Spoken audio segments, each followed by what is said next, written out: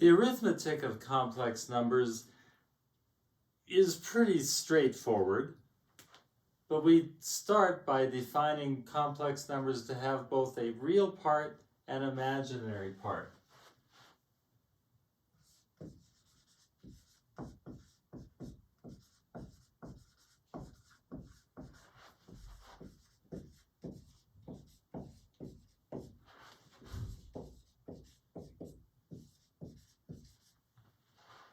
Let me write it over here.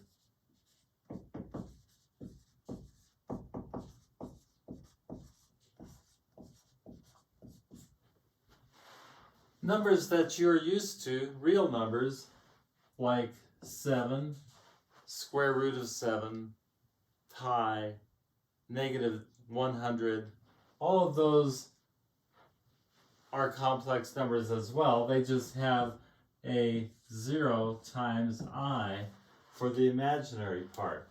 Here's the real part, and in this case here is the imaginary part. But I can make this a complex number that has,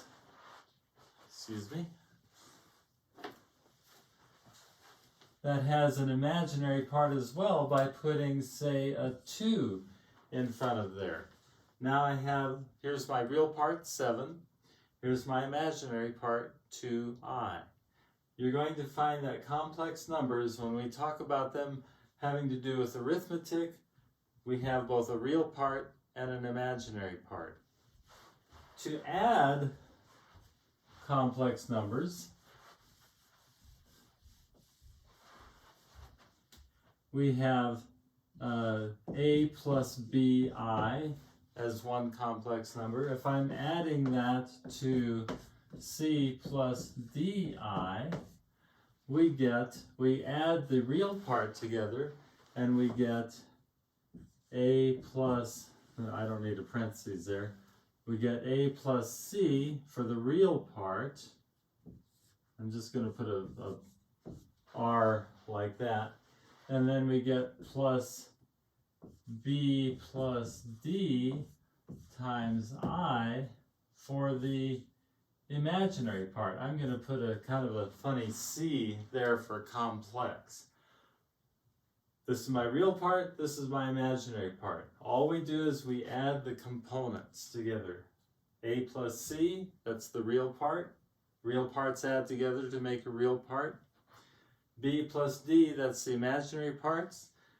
We add the imaginary parts together to get the imaginary part. So,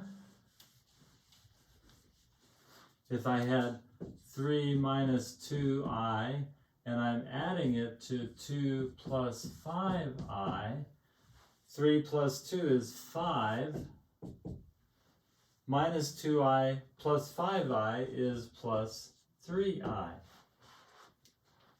So that's addition, and of course subtraction, of complex numbers. Real part and imaginary part. When we multiply, watch this.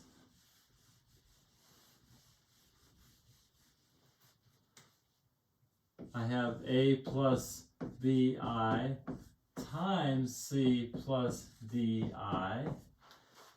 Like with factors of a quadratic, we use FOIL. First, outside, inside, last. The first one, a times c.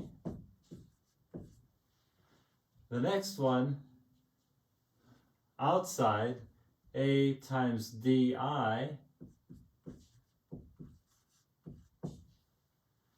Inside is the third one, bi times c. I'm going to write b ci. And then the fourth one, the last, is bi times di.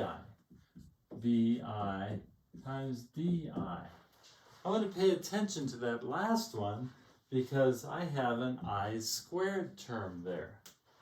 This simplifies to be AC plus, I'm going to go AD plus BC. All of that is times I. And then finally this becomes I squared, which you remember is -1, minus BD.